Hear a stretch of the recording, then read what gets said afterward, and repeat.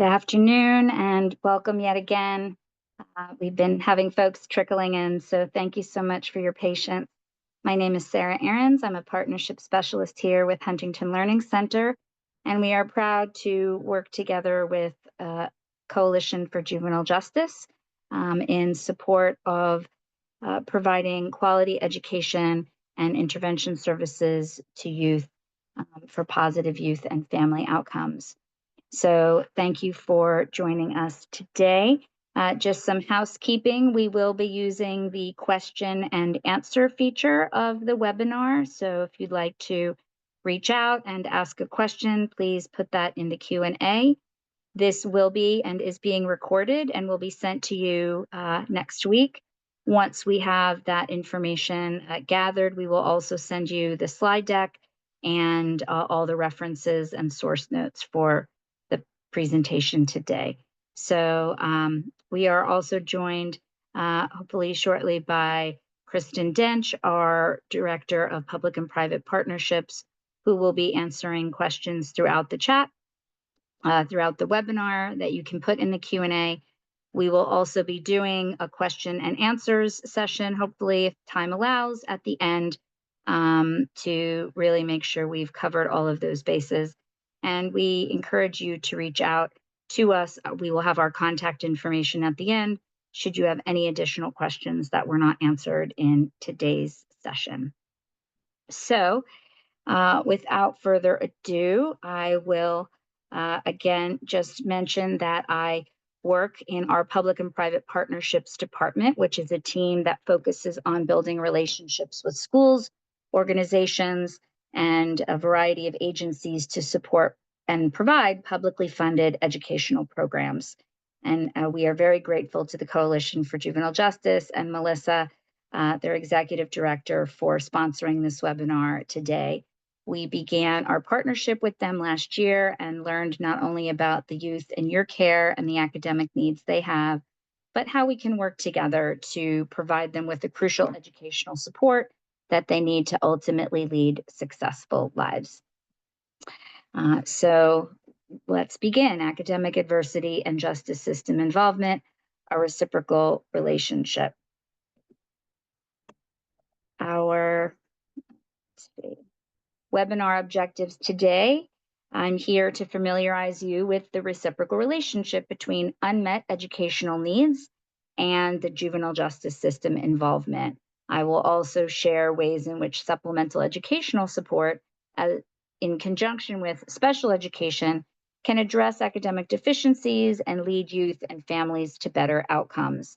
Finally, I hope you leave this webinar today able to identify the advantages of providing instructional intervention at all points on the Office of Juvenile Justice and Delinquency Prevention's continuum of care, and how academic remediation will benefit youth, their families, and the communities in which they reside.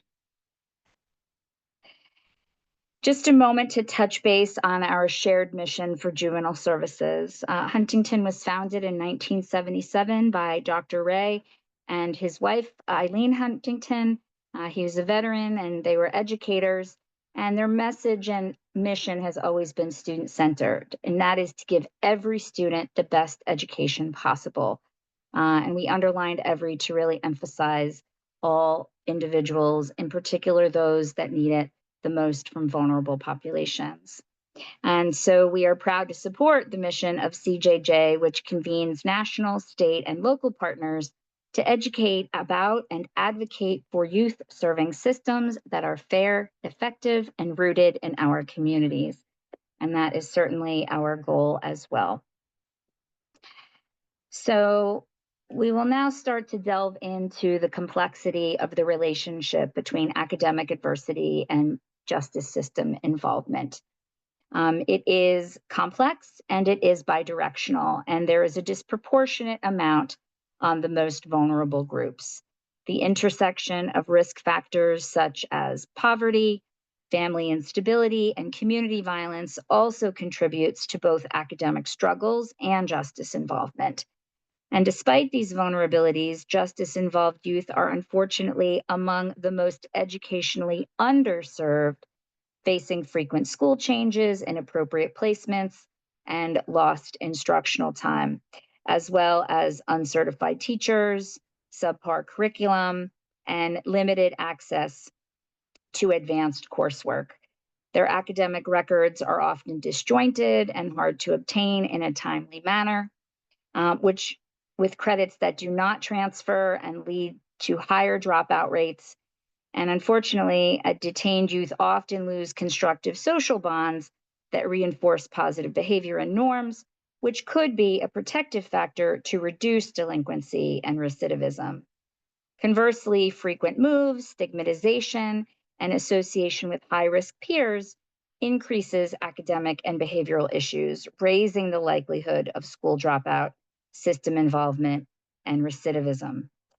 Youth entering the system often exhibit lower academic achievement, with many performing well below grade level and often not exceeding basic elementary standards.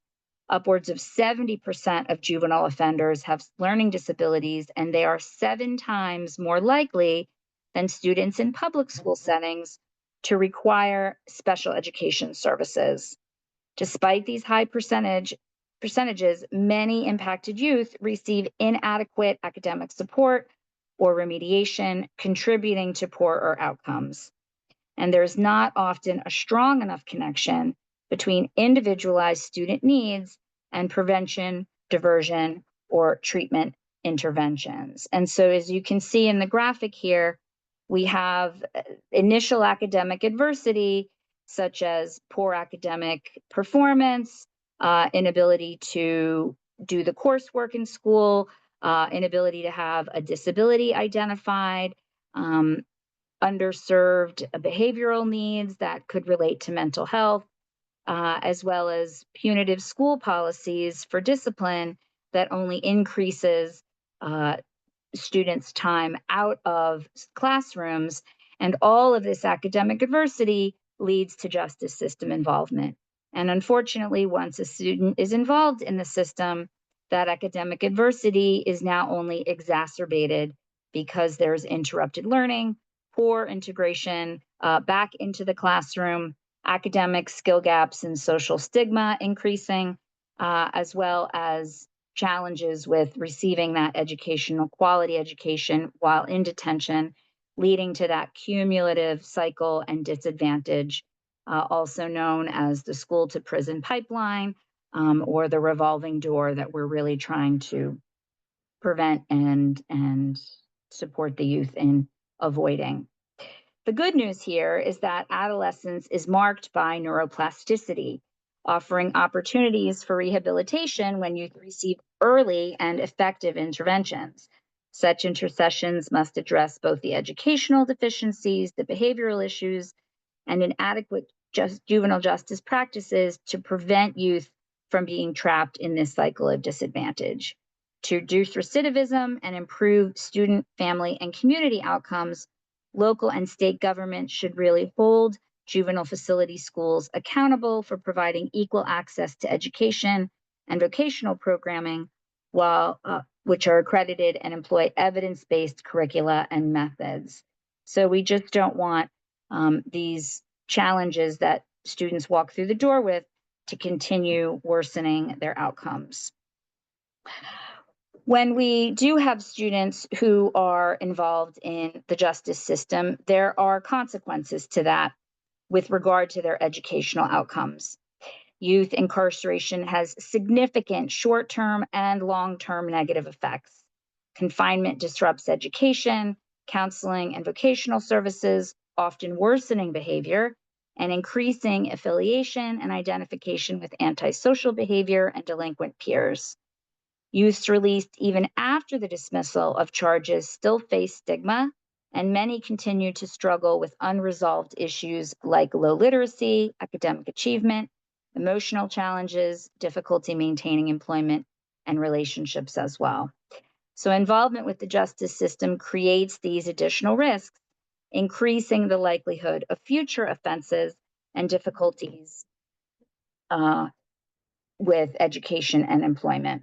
Youths who are formally processed are more likely to face rearrest, incarceration, and challenges suppressing their aggression.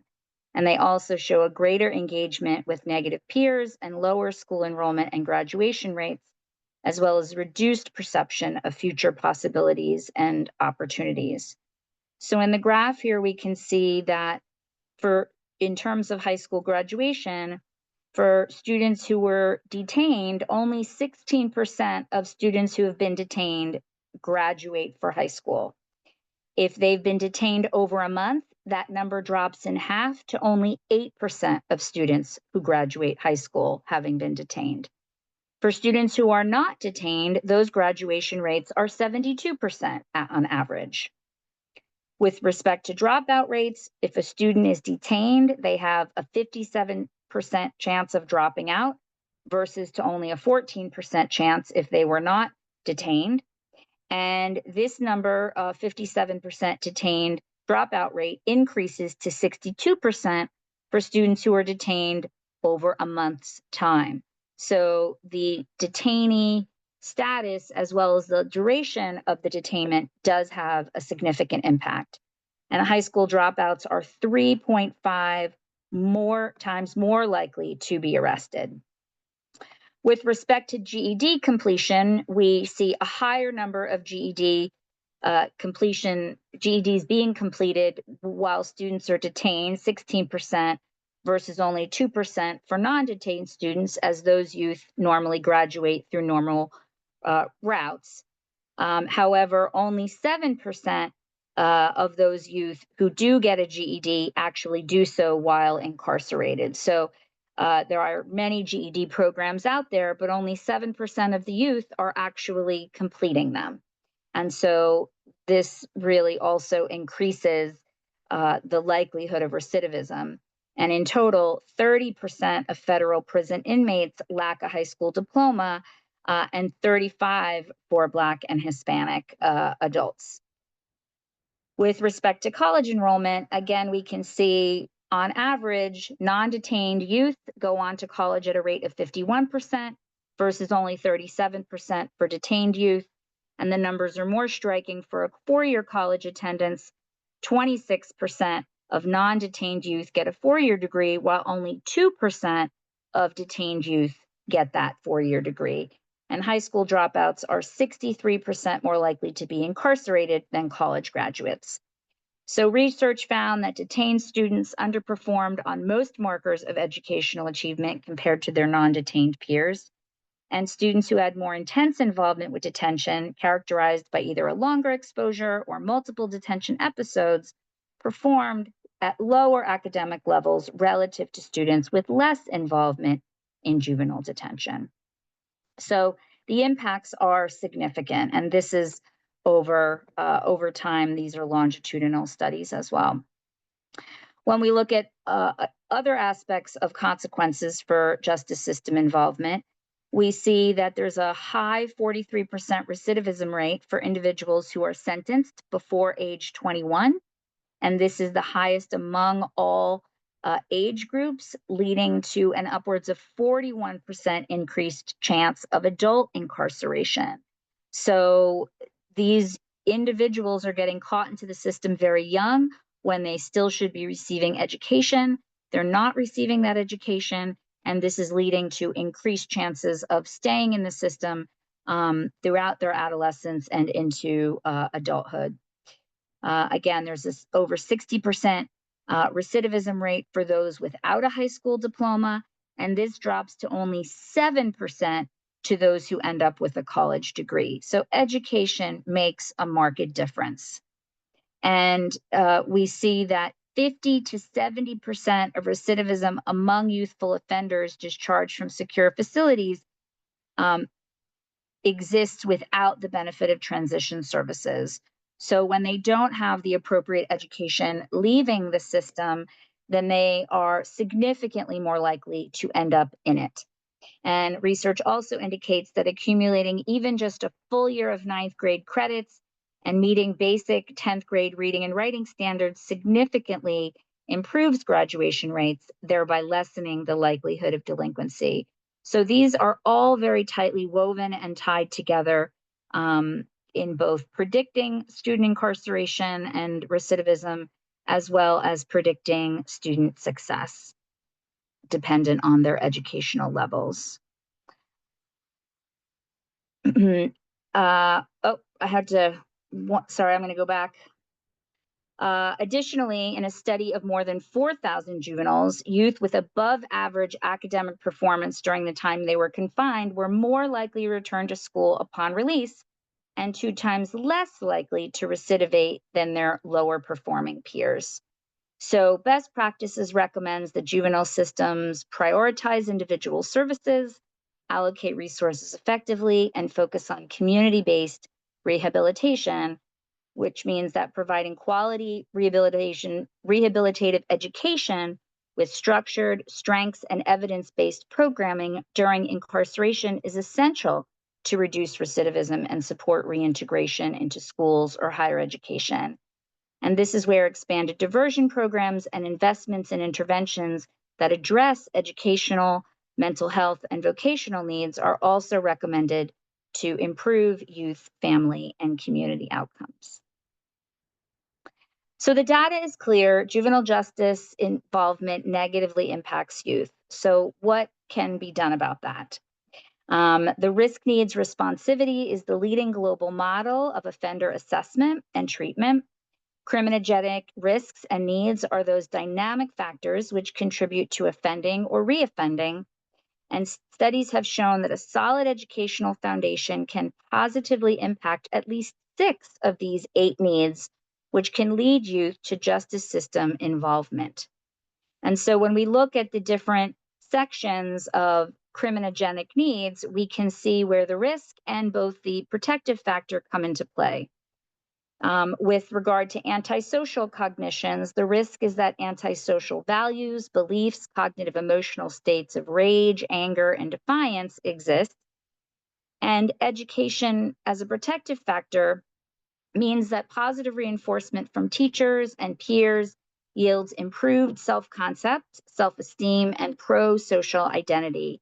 This helps to expand limiting beliefs about future opportunities and encourages positive aspirations and long-term goal setting. Antisocial associates can be friends or peers who are engaged in delinquent or criminal behavior, gang violence, and involvement.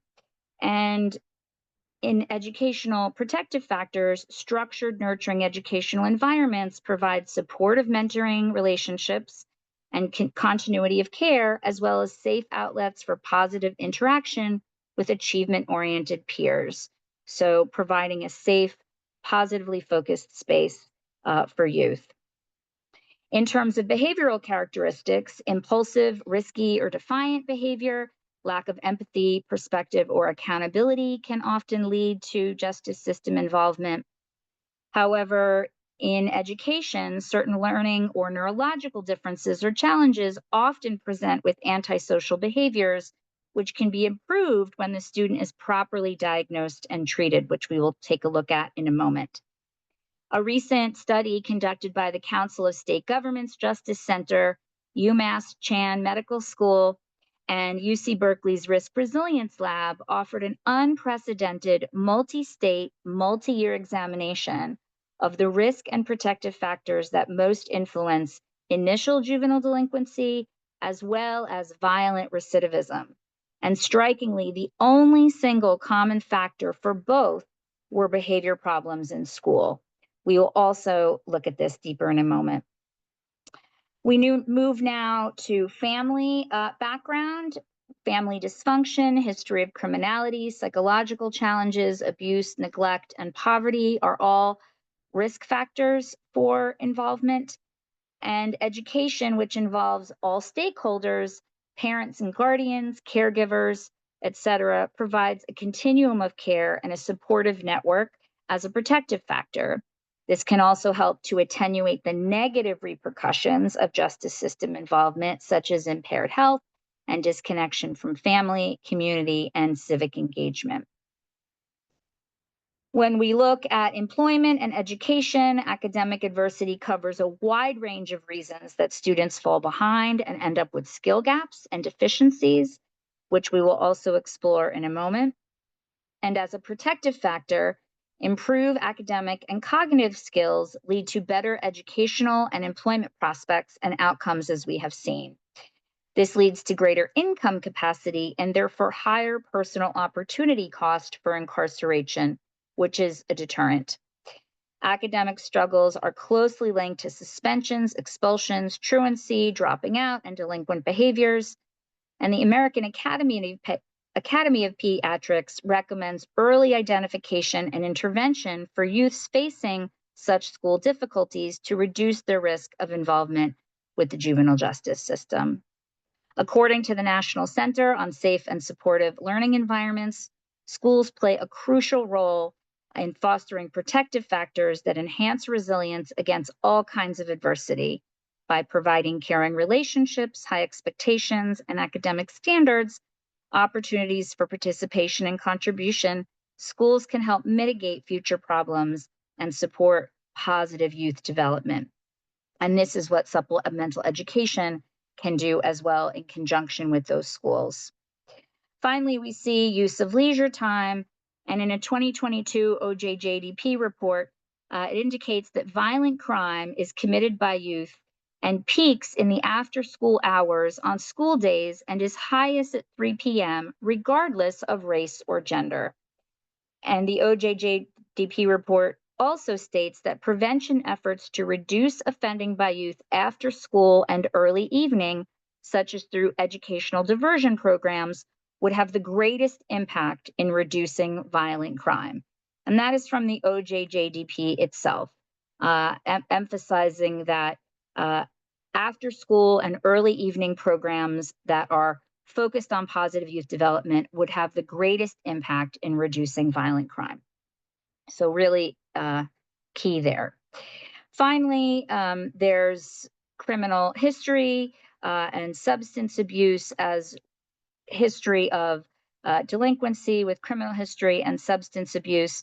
And we know that we cannot necessarily control either of those, but up to a 43% lower chance of recidivating exists for those who have had educational programming based on 57 studies over a 37-year period. So we may not be able to intervene before the youth becomes in contact with the system, but we certainly can lower significantly those chances of the youth staying involved in the system. Every one of these factors can be dramatically improved by having a solid educational foundation built in a positive learning environment, which promotes self-esteem and self-regulation and provides compassionate support as opposed to severe punishment for the challenges that these students face. Education can give youth a voice, open up doors to a better future, and restore their self-esteem and social competence. As Horace Mann once said, education is the great equalizer, but this only works if the most vulnerable individuals have access to it. So let's deepen our understanding of the role of academic adversity in behavioral issues, which is how students end up in the justice system.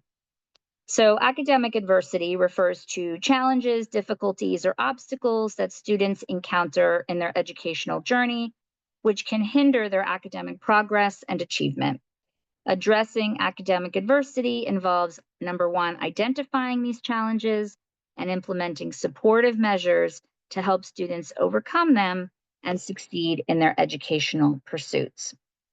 Many longitudinal studies indicate that there is a strong bidirectional connection between academic deficiencies and behavior. Research has demonstrated that academic difficulties are predictive of behavior difficulties, including internalization, such as anxiety or depression, and externalization, such as disruptive or aggressive behaviors. Similarly, students with such challenges are at increased risk for lower academic performance, thereby having the bidirectional relationship. The Child Mind Institute has identified a variety of primary factors which drive children's behavioral issues, all of which are actually covered under the Individuals with Disabilities Education Act in some way or another. So a lot of what we're seeing are really unidentified learning and other challenges health challenges that a youth is facing that are preventing them from success in many ways across the board. Most problem behaviors are a way for children to adapt or avoid challenging environments they cannot manage effectively on their own. One thing that makes a school environment really difficult for a student is when they just don't feel capable of doing what's expected of them. When a student can't read or isn't able to understand a math problem, they lose confidence and begin to fail. And the student needs to find success somewhere, and so the behavior issues arise as the student gets recognized and feels power for being the funny or disruptive child. A student would rather miss an assignment or get a detention than turn in knowingly failing work. And when class and homework become too hard, the students don't do it. And when school becomes too hard, the students don't go. And we have been seeing this in what we call the failure chain that we see with our youth over nearly the last 50 years that come to us. And think about this in your own career. If you were put in a position that you have today without the skills and abilities to do it well, how would you feel? It's a natural reaction to begin to have low confidence and possibly withdraw from tasks and avoid them or even give up on the job because you can't do it.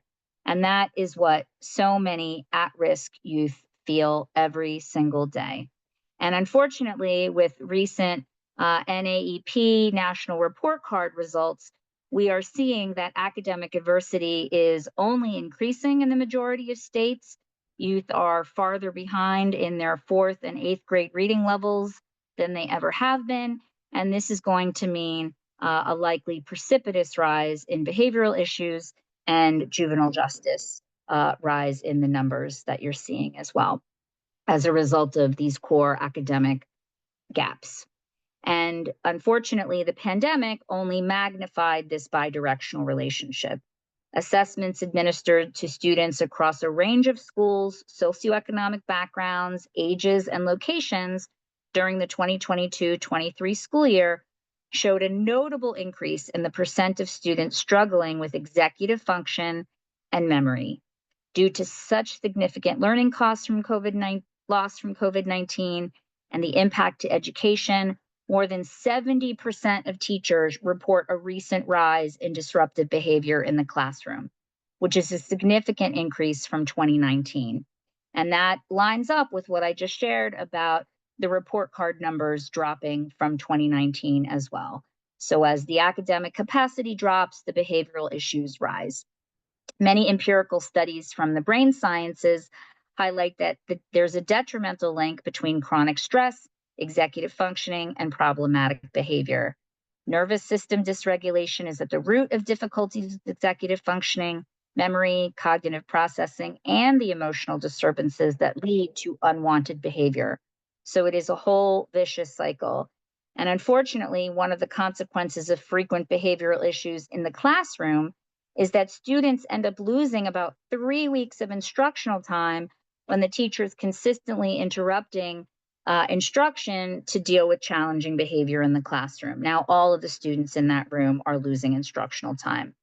In addition, more than 70% of schools are reporting dramatic increases in absenteeism for both students and staff, making appropriate educational gains very challenging. These issues, of course, are only exacerbated by other at-risk factors that youth may be experiencing, such as limited English proficiency, poverty, or trauma. So educators must address both academic and behavioral challenges holistically, as each domain influences the other in very significant ways and can worsen over time. Teachers can reduce issues in both of these areas by providing social emotional support alongside academic interventions. And early identification and intervention across both areas can mitigate long-term negative outcomes for both youth and their communities. So as we can see, it's a very complex relationship. Kristen, I'm going to take a quick pause here before we start with the root causes of academic adversity. Do we have any questions that need to be answered just yet? Yes, we do. Hello, everyone. So we have a few questions. Where the education outcome comparison controlled for extraneous factors, including background, community that they came from, etc. So that's one question. talking about So, some of the educational outcomes that you had discussed earlier. so all of the there's about a dozen pages of references and notes for each slide, or cumulatively. So all of the specifics to each study and how they were conducted, because I've used multiple studies referenced with these slides. So that will be detailed in the notes that will be provided for you. So you can go back and take a closer look at the source material and how those studies were conducted. Awesome. And that's some of the questions as well.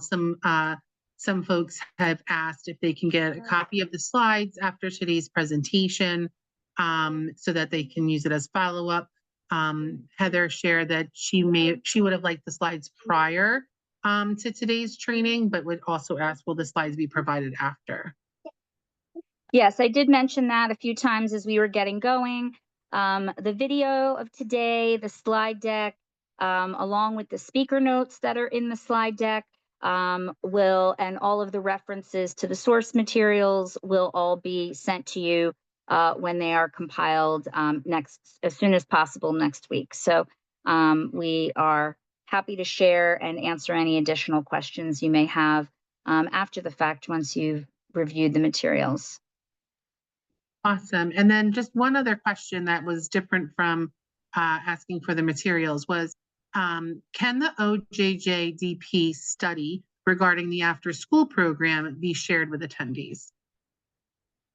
Yes, that is also in the list, and I will, once I finish sharing the slides, I will go back and put that in the chat. Hopefully everybody can see that.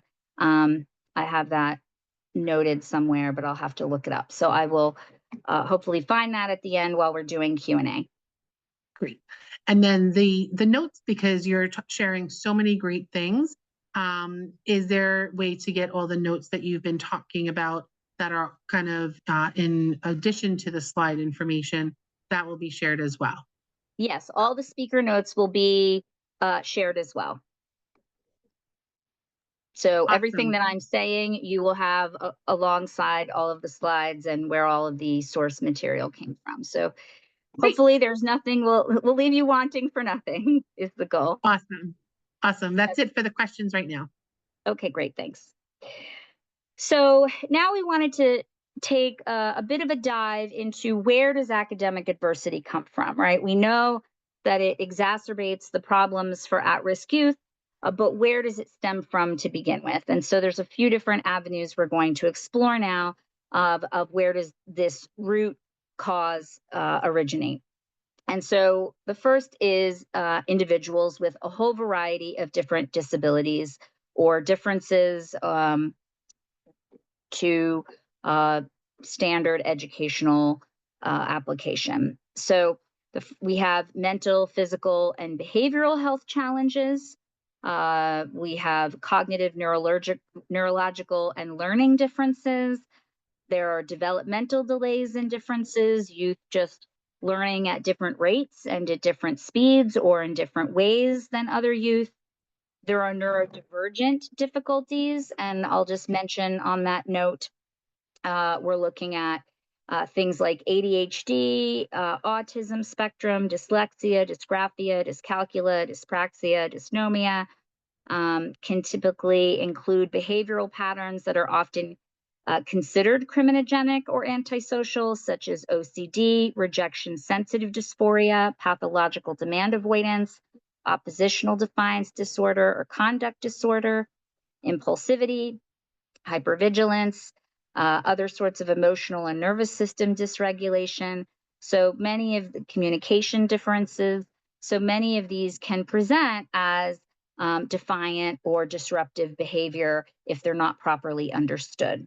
We also have intellectual or developmental disabilities or delays, usually rooted in IQ. Then we have other sorts of physical impairments, hearing, visual, speech, language, motor, or orthopedic impairments.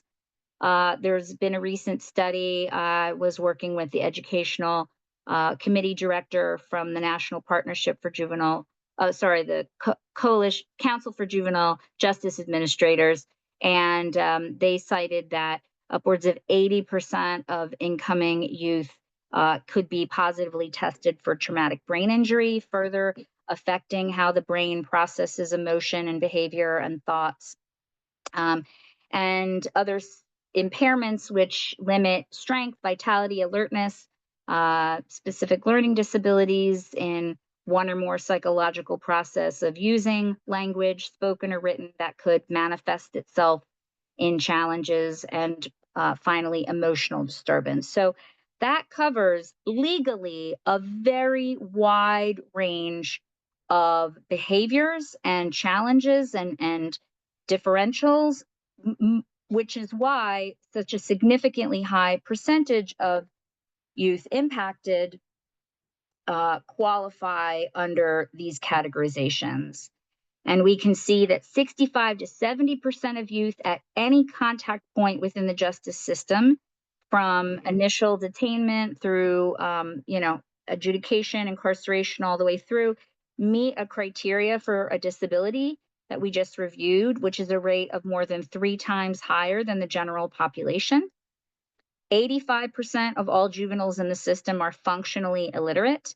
Over 60% of all prison inmates are functionally illiterate adult inmates, and over 70% cannot read above a 4th grade. Inmates have a 70% chance of recidivism if no literacy support is received, as opposed to only a 16% chance for those who did receive services, which is a massive differential. Students not reading at grade level by 3rd grade are 4 times more likely to drop out of high school than proficient readers. And delinquents also demonstrate lower verbal IQ as well as lower school achievement. So these are not good trends given the national recent report card that came out, indicating that many students are not reading at 4th grade levels. And finally, 33% of inmates who dropped out of high school report academic difficulties as the cause.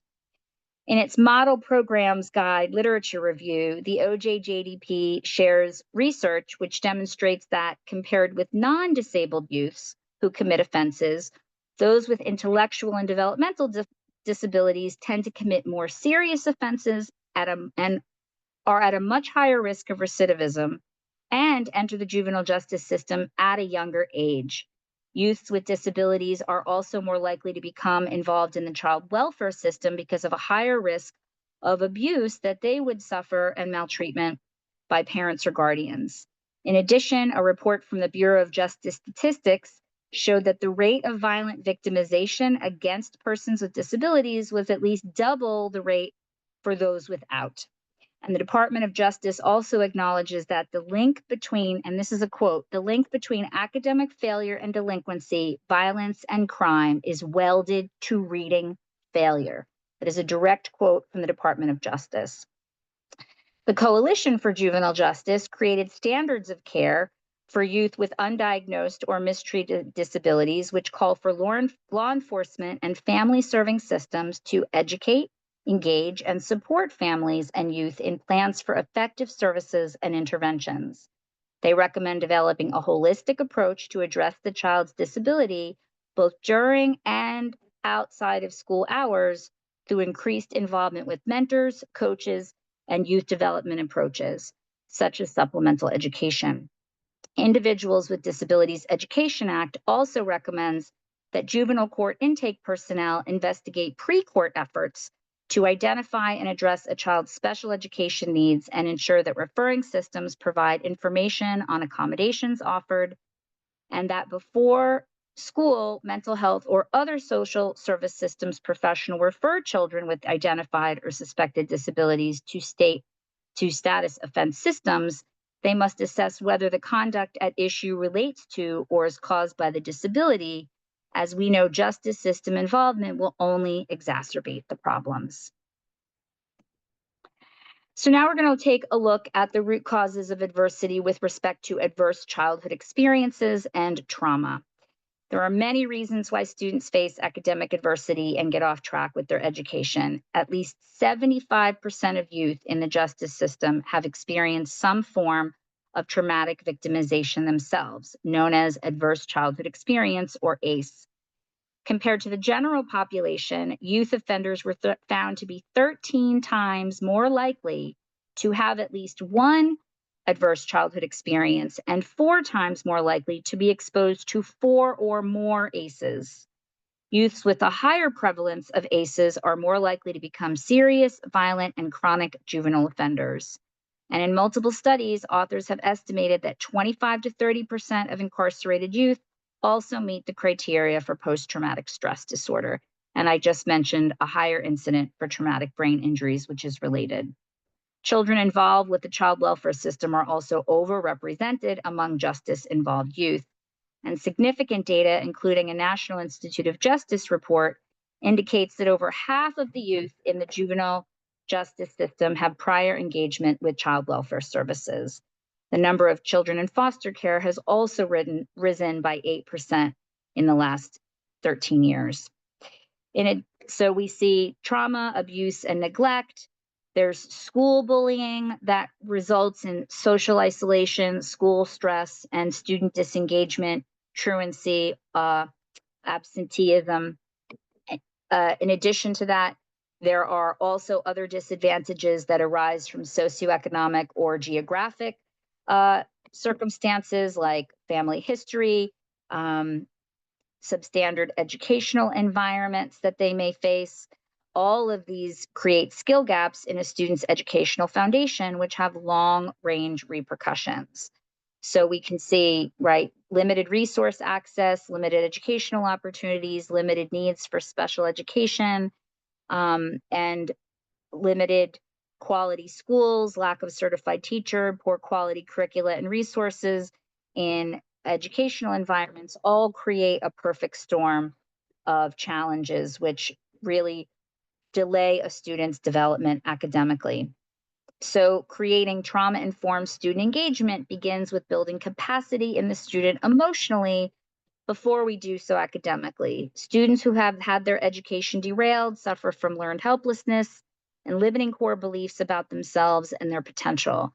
And so supportive supplemental education can help to limit or reverse the impact of many of these adversities which they have faced.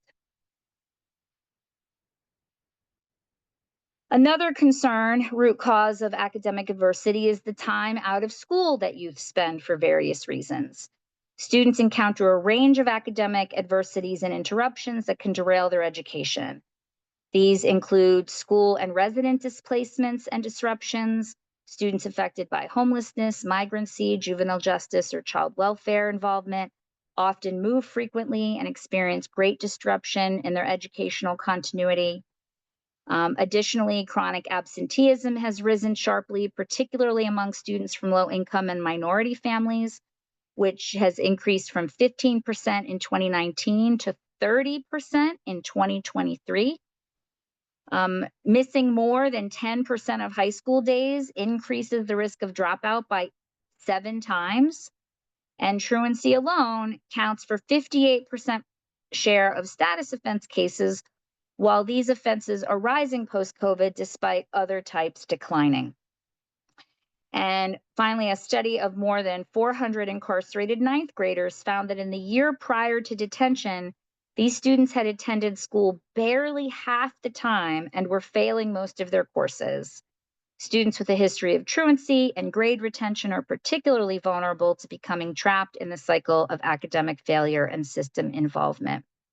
20% of youth detained are detained for failing to meet probation conditions, including good grades and school attendance. Court hearings during school hours also reduce instructional time, further exacerbating disruptions. And finally, schools involved with the justice system will miss up to an additional week and a half, 7.5 days of school, just to be involved in the system and deal with all of the logistics necessary as compared to before their involvement. So it's really very quickly downslide the hill and snowball down the hill of how this continues to build upon itself. Finally, school expulsion, disciplinary suspension, and expulsion practices, often without due process, disproportionately affect students of color, especially Black students, who experience more severe suspensions for similar infractions at twice the rate. Students with learning disabilities or low academic performance are more likely to face suspension. And we see a variety of risk factors for increased expulsion, including poor grade point average, poor achievement scores in English and math, habitual truancy, history of previous suspensions, and eligibility for special education.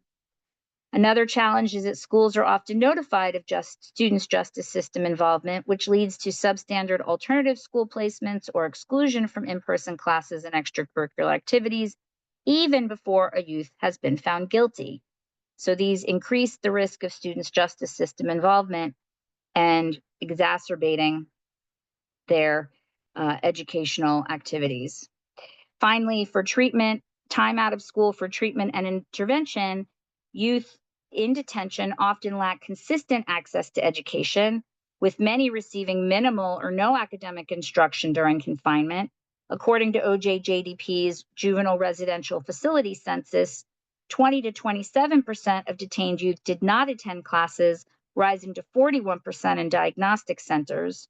34% of youth in large facilities lacked any educational programs, and only 5 to 10% of youth exiting the system ever return to public school and graduate. So we can see there's clearly many causes for academic adversity, which can derail education. And when this happens, school can become more a liability than an asset.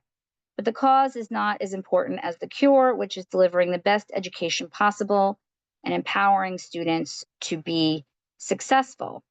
Research demonstrates that high impact tutoring and personalized support can close learning gaps by up to 15 months or 2 grade levels in just 50 hours. And this is from the Department of Education statistics. And so by nurturing strengths, capacities, and possibilities, we can build a better future for these youth.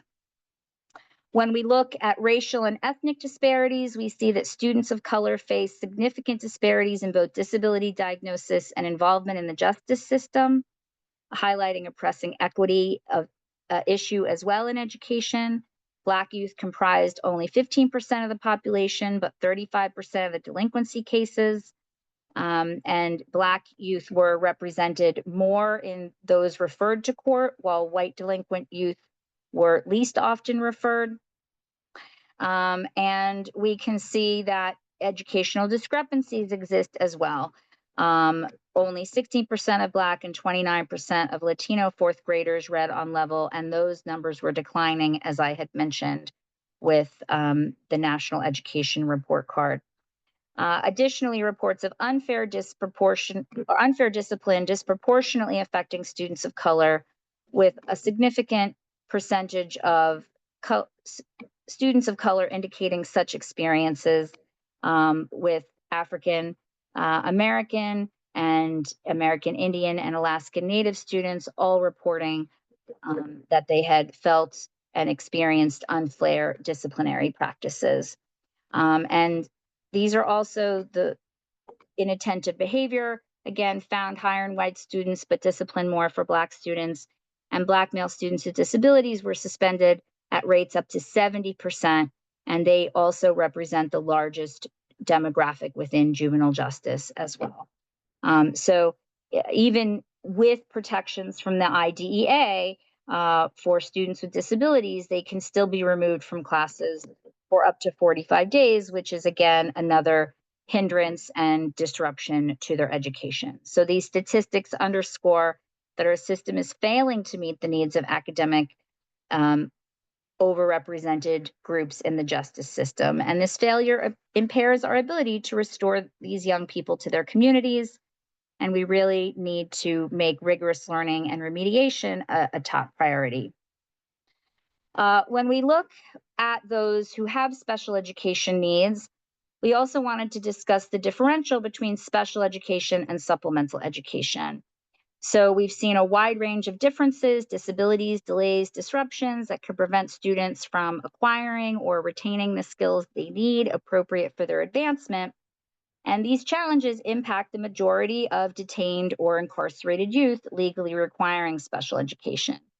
Most of these students qualify, but even when such legally required modifications and accommodations are put in place, they do not address the root deficiencies which prevent students from functioning at the level of their peers. So consider the following analogy of a child who does not know how to swim but needs to be in the pool with peers, much like a child who does not have educational skills, literacy skills, math skills, needs to be in the classroom with peers.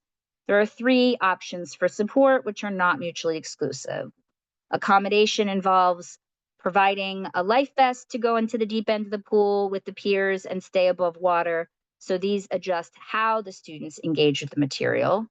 Modification involves changing the expectation from being in the deep end to being in the shallow end, which is more accessible based on students' abilities. These modifications change what the students are expected to learn. Remediation involves teaching the child how to swim step by step, starting at their identified comfort level and progressing at the student's adaptive pace until mastery is achieved. Remediation involves rectifying the skill gaps causing the poor academic performance, which will generally lessen a student's need for accommodations and modifications in the future. Special ed in schools predominantly focuses on accommodations and modifications, as those are easier to implement and require less direct teacher and administrative intercession. And while these interventions allow students to continue learning along with the rest of their class, this often means that the root problems and deficits are not addressed with remediation and continue to worsen over time. 14% of elementary school students receive special ed, but that jumps to 26% for middle and high school students because those gaps are not actually fixed and filled.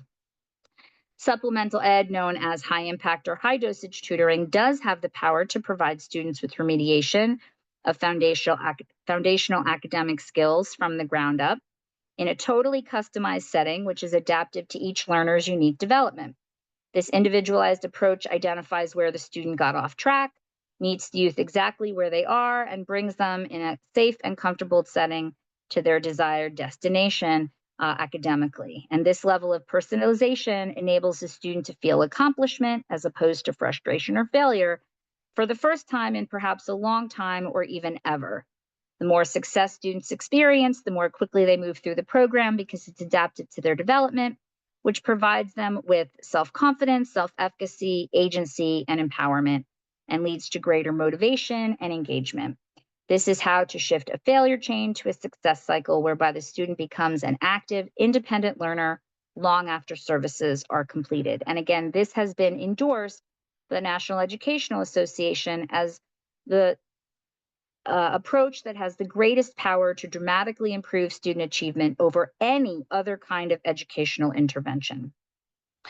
In 2022, Bellwether Education Partners published a study called Double Punished, Locked Up Out of Opportunity.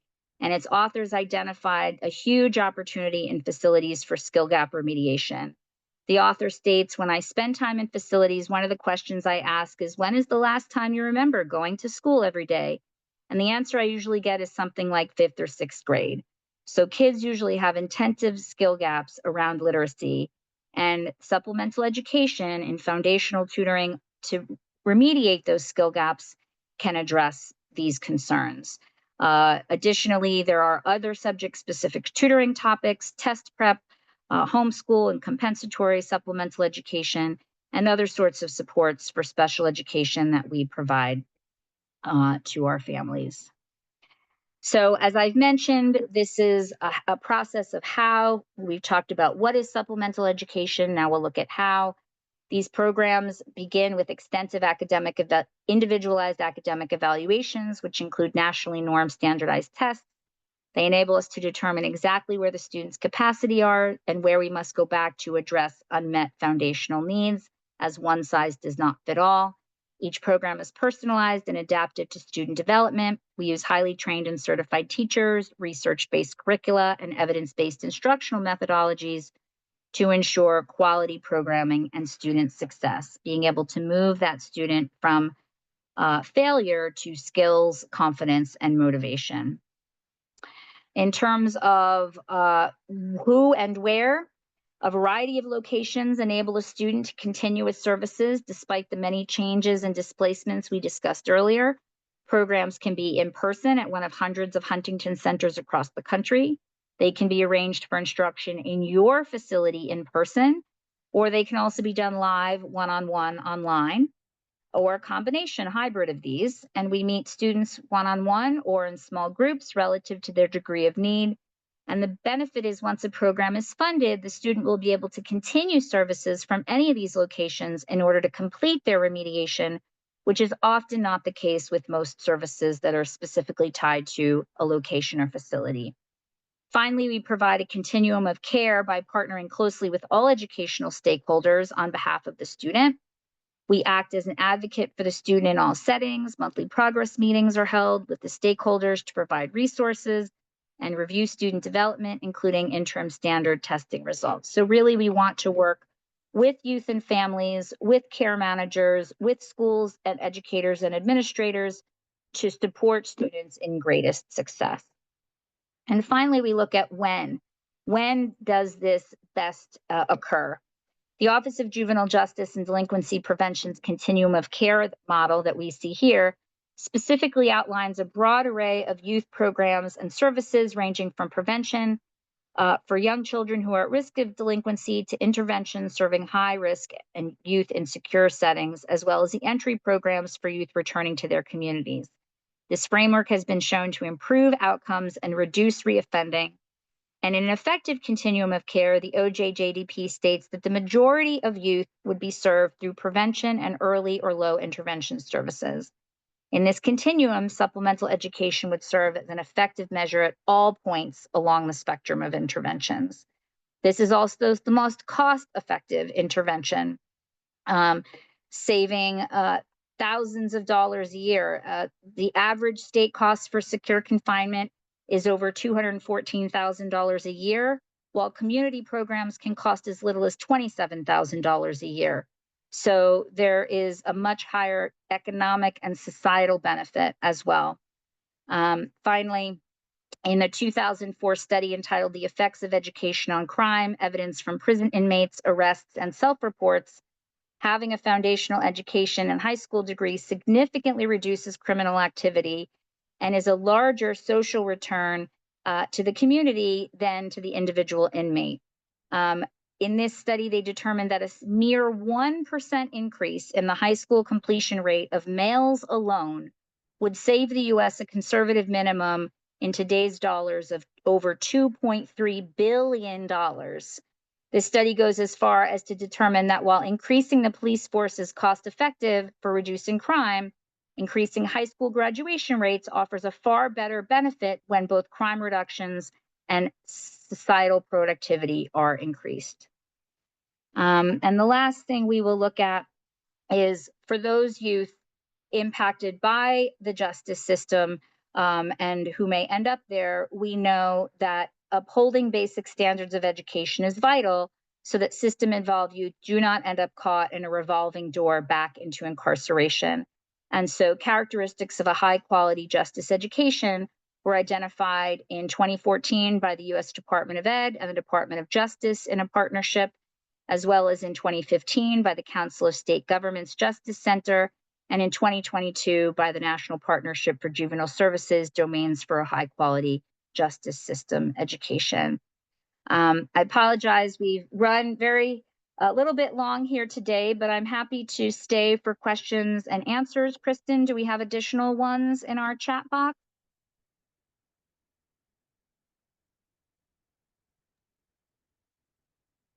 Yes.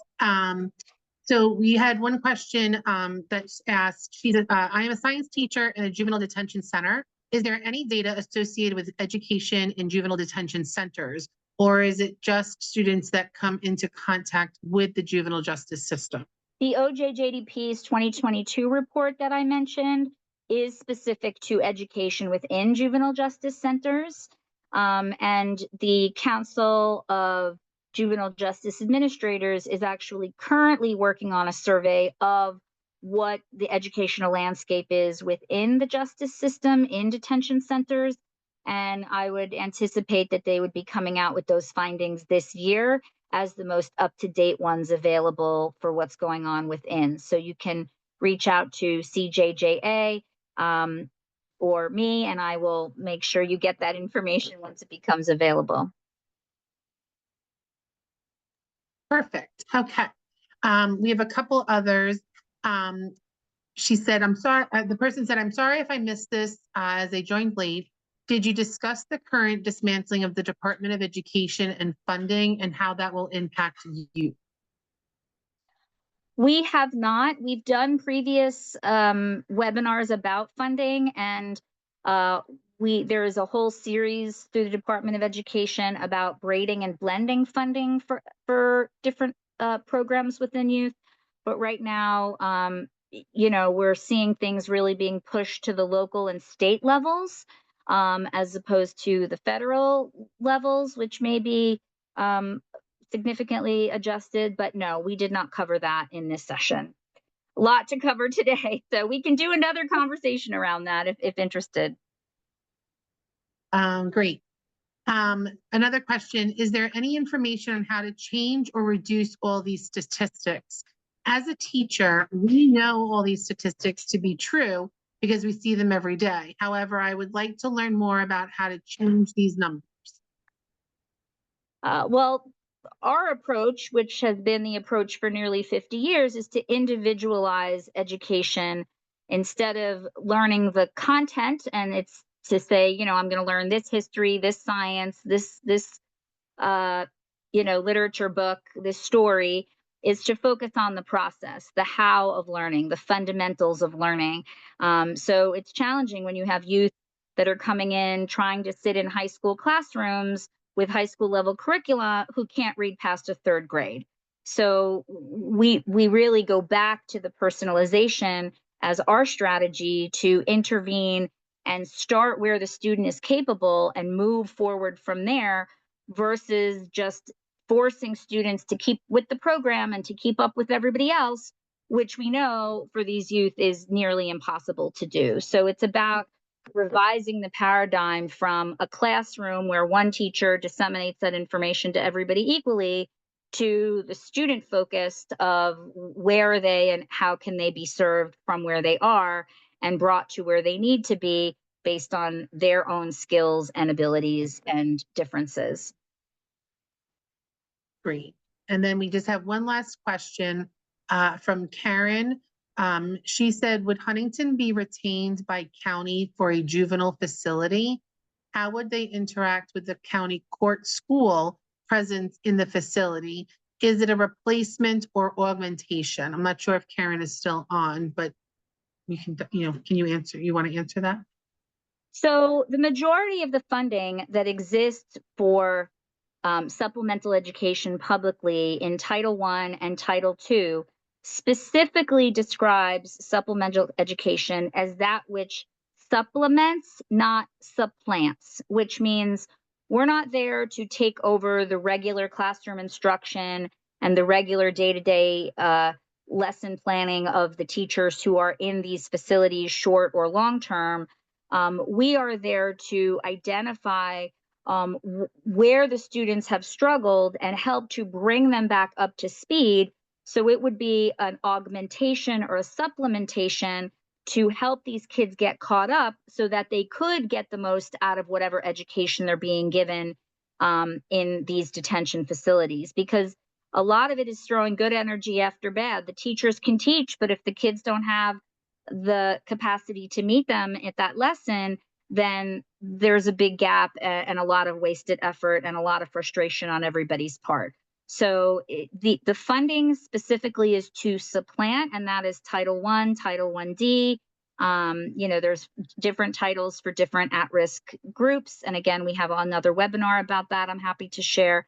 But ultimately, we are there to really help bring those youth individually where they need to go so that they can pick up that ball and run with it in the educational classroom that's currently serving them, whether that's in an LEA, in a school setting, in an alternative school setting, in a private parochial school setting, a justice school setting.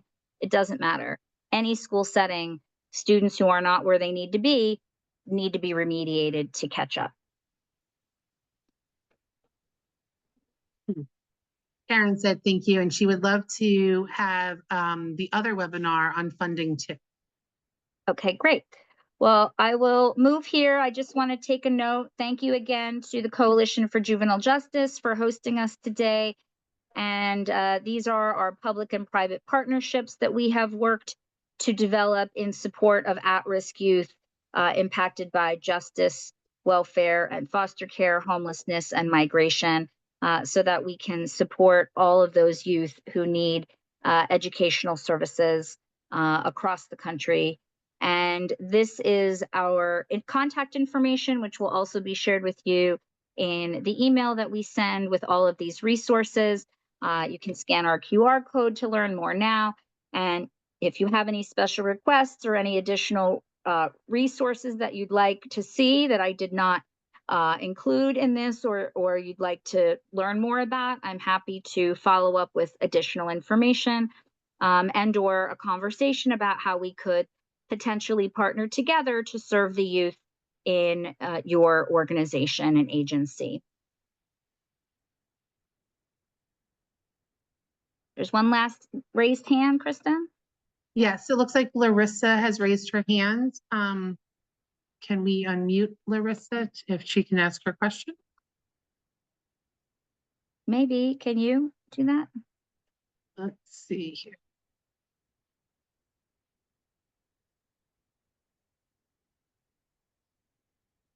Okay. I cannot. Okay, I'm asking her to unmute.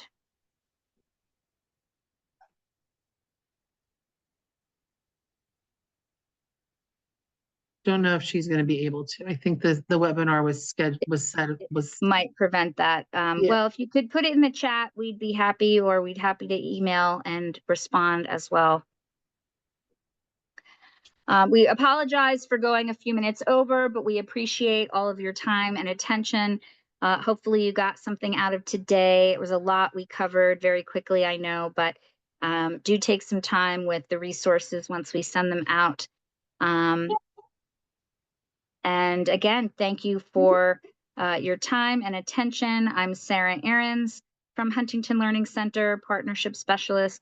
And thank you to Kristen for supporting me today with our webinar. And we hope you have a very good afternoon and a great week. Thank you so much.